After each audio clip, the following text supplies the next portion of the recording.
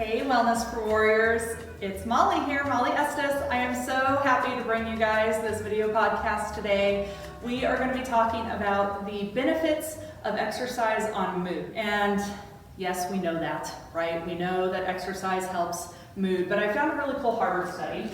So let me kind of show it to you. I can't remember numbers, so I'm going to read kind of part of what this study was. But JAMA Psychiatry is where it was published, and it came out of Harvard on January 23rd, so it's fresh. But running for 15 minutes a day or walking for an hour reduces the risk of major depression, according to a recent study. Now, what's different about this study is that they were actually looking at kind of the chicken and the egg effect. Does exercise actually help depression, or is it just kind of because you're depressed and now you're moving, you feel better? So they looked at both sides, and they actually were able to delve into it a little bit more. So they saw a 26% decrease in odds for becoming depressed for each major increase in objectively measured physical activity. So again, we're talking studies, so there's words. So it says the study author, Carmel Choi. She's a clinical and research fellow at Harvard of Public Health, and she said the increase in physical activity is what you might see on your activity tracker if you replaced 15 minutes of sitting with 15 minutes of running, or 1 hour of sitting with 1 hour of moderate activity like brisk walking. So I liked that about the study, that they did the higher intensity but only 15 minutes, and then they did the lower intensity like walking. So if you are one of those people where you only have 15 minutes but you still want to increase your mood and just help your body, 15 minutes if you're going to do a higher intensity like running is enough. If you need a little bit longer, then know that you need to do about an hour of brisk walking. So the cause effect. This isn't the first study to show that exercise may benefit mood, but until now it's largely been something of a chicken and an egg discussion, right? Which comes first? She said, we hear a lot of exercise and mood are connected. What we don't know for sure is whether being physically active can improve emotional well-being, or if we simply move less when we feel sad or depressed, right? So is it just you're sad or depressed so you're not moving as much, or when you actually get moving, does it actually start to help? And so this study aimed to find out. We wanted to see if there might be causal connection in either direction between physical activity and depression. Says Choi. Does physical activity protect against depression, or does depression simply reduce physical activity? I know when I don't feel well, I don't want to get up and move around. If I'm I wouldn't say I've never dealt with clinical depression. I had kind of baby blues after having kids. That's the closest I've come. But I do know that the more I lay around, the more lazy I feel, and the less motivated I feel to get up and moving and going. You know, it's a body at rest tends to stay at rest. A body in motion tends to stay in motion, just the law of physics there. I know that once I come home and I have dinner and sit on my couch, I'm not going to get up until I go to my bed. I do know that. So that's what they're trying to find out. Is it just because you're depressed and you're not moving that's causing more depression, or is it the exercise actually has a physiological effect on the body? So they did it with genetic data, is what's really cool about this study. So the study applied a technique known as Mendelian randomization, using data from 2 large genetic databases that included hundreds of thousands of people, and having access to genetic data allowed researchers to use genetic variations between people as a kind of natural experiment to better see how exercise affects depression, or vice versa. So what they found is that exercise was able to independently reduce the risk of depression. Get that again. Exercise was able to independently reduce depression. That's huge. That literally means exercise is the chicken and egg. It's the beginning. If you exercise, you can reduce depression. Very cool, right? So people who moved more, they found, had significantly lower risk for major depressive disorder, but only when exercise was measured objectively using a tracking device, like a little Fitbit, not when people self-reported how much exercise they performed. So I will say, since getting my Fitbit, this is my second one now, it does help. I like to look at the end of the day, how many steps I got, how active was I. This one does my heart rate too. There's something motivating about that, but I think what they were meaning in this study is that they were able to really say, okay, this is truly how active you are, because sometimes we think we're active and we're not. And I know that by wearing a Fitbit. There's days when I feel like I have done a million things and I've run this way and that way and I've been busy all day. And then at the end of the day, I look at my Fitbit and I'm like, oh gosh, I wasn't even in my heart rate zones, but 10 minutes? Really? I felt so busy all day and I felt active and doing things. And then there's days where I literally just clean the house and I just get really into cleaning the house. And this thing is higher than a day that I exercised hard. So something about wearing this and kind of figuring out your own body and what it responds to. A day of cleaning house for me burns more calories, my heart rate's in a higher zone than when I do something in the gym where it's actually structured exercise. So you have to figure that out. But people are not always accurate when it comes to assessing and keeping track of how much they truly move. So that's why they found that if they had this device, something that measured their work, that was a lot better data than if you're just saying, oh yeah, I'm active, I move a lot. You don't realize how much maybe you don't. So objective measurements offer unique perks because they don't rely on people's memory. That's a big one. I can't remember what I ate for breakfast. I didn't eat breakfast. There you go, I had coffee. And are not affected by people wanting to present themselves in a certain way. That's also a thing. I used to do handwritten tracking when I very first started lifting weights, especially when I was doing bodybuilding competitions. I'd write down everything. And I'd write down my workout before I did it, just to make sure I was doing it. And then sometimes I wouldn't really do that full workout. And I kind of cheated myself a little bit. But I kept what I wrote down to make myself feel better. So this doesn't lie to me. This tells me when I'm inactive. So in addition to a tracking device was better, it also gave credit for formal exercise, right? So I can put on here when I work out, what kind of workout, if I'm gonna do kickboxing, if I'm gonna do weights, if I'm gonna do a bike ride, it'll let me know. And that too, I think just mentally, if you're like me that likes to organize things, it's nice to know and organize your movement as well. But let's see, it also measured how they move throughout the day. And that's a big thing too. I do a lecture for office companies, and I've done it quite a bit, where it's called Move 3 for Every 30. In fact, I think I've done it. It's probably way down in the files of Wellness for Warriors. Maybe you look back 2 years or so on our Facebook page and you'll find Move 3 for Every 30. What that means is move 3 minutes, just move for every 30 minutes you sit. And so I really harp on this for people who are sedentary at a desk job, that if they can just set an alarm on their phone every 30 minutes, they just at least get up. And they maybe do some arm circles, right? Or they maybe just do some squats, or they maybe just walk down to the bathroom and back. But something that's moving them for 3 minutes every 30 minutes. That right there actually adds up to an hour of exercise a day, and metabolically is the same as if you got off work, jumped in your car, went to the gym, changed your clothes, and ran on the treadmill for an hour.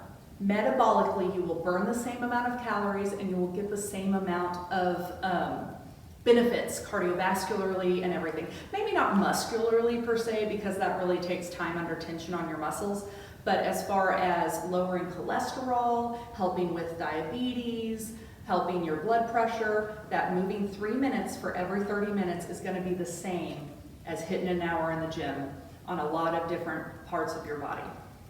So what she said, moving throughout the day, it can include taking the stairs, right, instead of the elevator, walking to the store a little bit further away in a parking spot, putting away the laundry. That's why chores days puts my heart rate up more. Things people may not recognize as being active, but add up. So that's where this isn't an ad for Fitbit by any means, but just something, get an activity tracker that maybe even just does your steps, something simple that even you put on your shoe. It's amazing how you start looking at those numbers and you realize, man, for as busy as I was up here today, this was not busy. We can be really busy from here up, but we can be really lazy from here down. And the problem is when we're busy from here up, we don't realize that we're not moving this body. So we're going to do just even some simple movements. Like I said, 3 minutes every 30 minutes, or yeah, 3 minutes every 30 minutes of just some movement. So here's some examples, right?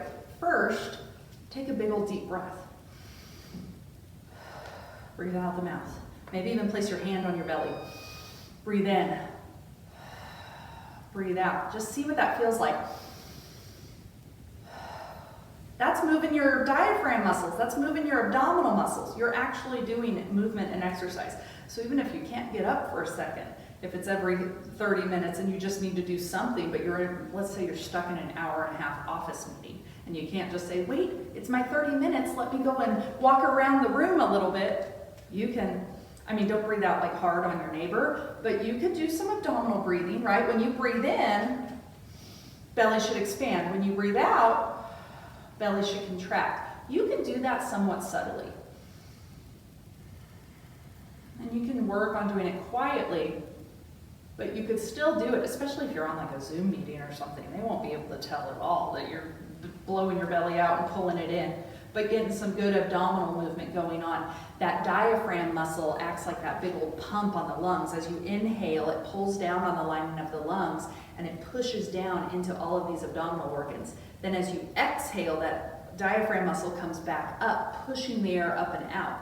And so you've got all of these abdominal muscles working. You've got that diaphragm acting as this nice little pump, kind of working on these internal organs, helping pull lymphatic system from the lower part of the body and helping pull that lymphatic fluid to then be exchanged in the lungs and then be breathed out with your CO2. That's our gas exchange. This is our trash kind of get rid of things, right? It's the way that we cleanse our body. So that deeper breathing, that diaphragmatic breathing where you really try to get that belly involved, right? Inhale, think balloon because the air is coming in. Exhale, think contract because the air is going out. Just think of the lungs expanding, contracting. And that's going to really work, just not even just some abdominal muscles, but also the whole body. It's going to lower your blood pressure. That's a proven point. It's going to allow, again, lymphatic fluid drainage. It's going to help digestive tract, right? If you have an issue like IBS, irritable bowel syndrome, where we sometimes get nervous knots in our tummy, that breathing can help really slow things down. So there's one movement, just breathing, first and foremost, easy, right? Okay, let's say you're still sitting and you can't really do much, right? You can pick up your feet, you can do marching in place, you can do the nice little leg jiggle, right? You guys ever leg jiggle? It might be jiggling me too much, I can't see on there. But little leg jiggles. People who fidget burn upwards of an extra 500 calories a day, as opposed to someone who just sits quietly and still. Now, fidgeting is something I think that you're just kind of wired for. Some people are more fidgety than others. I am a leg shaker. I'm a leg bouncer, and then my husband under the table will go, stop jiggling your leg. I don't realize I'm doing it.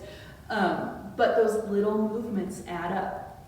So let's say you're even sitting down. What about just reaching arms up over the head? That right there gets your heart rate up because now blood has to go against gravity up and over. So if you just do little raise the roofs, right? Boop, boop, raise the roof. Just pushing that up and letting your heart rate then kind of elevate because you're putting your arms up above your heart. That right there. And even if you have bad shoulders, right? Just do it a little bit. Just a little bit, right? So those movements, arm circles are a great one. The 3 minutes can be whatever you want. Now, maybe don't do this in traffic, right? Just your left arm would get real strong if you're driving and stick it out the window. But all of these little things add up throughout the day. So the big major movements though, that if, we always talk about, on a commercial break, get up and do something. Well, I don't watch TV with commercials anymore. I watch Netflix, and the problem is it rolls right into even the next episode, so I end up sitting for an extra hour that I wasn't planning on sitting on. So that whole do stuff during a commercial break doesn't work anymore. So set a timer on your phone is what really has to happen. But squats, proper squat. One is just getting up off the chair. That's one squat, right? And if you do have a chair or something, you can just stand straight up and then sit back down and then stand straight up and then sit back down. Pumping the legs, working those big major muscles. This right here, way better than running, right? But working those big powerful leg muscles just as much. And you can do it for a shorter amount of time. When people talk to me about how do I start an exercise program, again, you've got a gym, you've got all this equipment. In fact, this is a smaller gym, but think of like the big gyms where you can walk in and be intimidated and like, well, what do I do? Do I do all the machines? Do I focus more on the treadmill or do I focus more on weights? See what you like. But what I always tell my clients first, walk. Walking is the most functional movement we have, right? If you're in a wheelchair, wheel. Go for time. Go to see how long you can go for a walk before your body goes, I don't want to be walking anymore. And that may mean like going to a high school track to do it. Maybe not going for a big walk to where all of a sudden you're halfway through it and you're on the other side of your neighborhood and you're like, I don't know if I can make it back to my house. So start where you're at, find a track to where you can get back to home base pretty quickly and you don't have to worry about that. But can you walk a mile? Can you walk 2 miles? How long does it take you to walk 3 miles? That's a 5K. Most 5K runners can run 3 miles in 20 to 30 minutes. Could you walk 3 miles in an hour? That's a pretty good indication of where you need to start. If we can't walk 3 miles in an hour, let's walk a mile in 25 minutes. Start somewhere, but you got to learn your starting range and you got to work on consistency. Consistency is key. I don't care what kind of exercise you do, be consistent in it. Don't go and do full bore exercise when you're just now getting off the couch going, well, I want to feel better, so I'm going to work out, and then kill yourself to where then you're laying on the couch for 3 or 4 days recovering from what you just did. That's not going to help anything. Start small, start little. Start with doing some squats 3 or 4 times a day. Start with doing a few push-ups, even wall push-ups, right? Where you come against the wall, countertop push-ups. Maybe grabbing just a light weight and just doing some curls and seeing how that feels. There's so many ways to just start to slowly add that exercise in that you'll feel the effects of mood boosting right away. Endorphins are what are engaged when we exercise or when we move. It's the runner high. I have experienced runner high a couple times. I hate running. I did triathlons. I did get a runner high a few times. Yeah, it took a lot. It took a lot to get to running that much. It took a lot of hard, hating myself consistency to get to a runner high. You know what I've gotten a runner high the most with? Swimming. Swimming is the best for me to get in that zone, right? Athletes talk about the zone.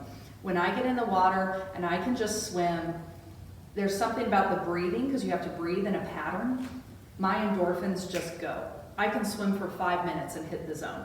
I would have to run for 30 minutes to start to feel like I had some sort of runner high, and by that time my legs are dead and I hate myself. So I don't do that for my endorphins, but swimming would get me to that. Yoga. Actually, I can get yoga will give me an endorphin kind of push.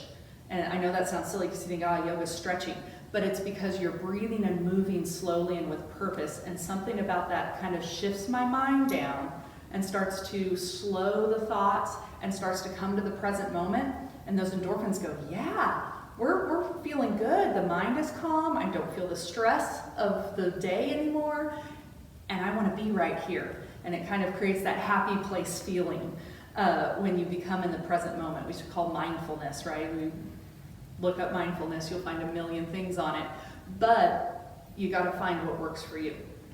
So I hope this is super helpful for you guys. Again, we know exercise boosts mood, but Harvard said it does, so I hope that helps. We now know it for sure. We know that there is a definitive fact that exercise will reduce depression.